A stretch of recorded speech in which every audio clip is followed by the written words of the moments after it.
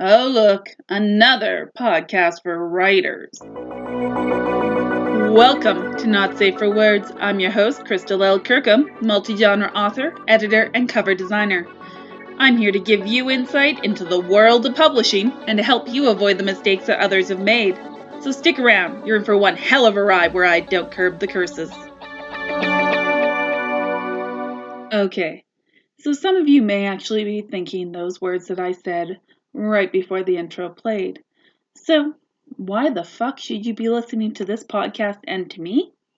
Well, for those of you who don't know me or don't know how to use Google, a little bit about my career. I started in self-publishing back in 2016, self-published 3 of my own novels, and in 2019 to 2020, I went from self-published novels to being published in over 16 different works of fiction, including several best-selling anthologies. And I also started in 2020 working for a small publisher as their managing editor, keeping them on time, on track, and helping out with editing and cover design along the way. So I have a rather varied career in a fairly short time. I absolutely love writing and publishing, but let's be honest, it pays fucking peanuts. I've seen a lot of people not realizing what they're getting into when they decide to pursue publishing.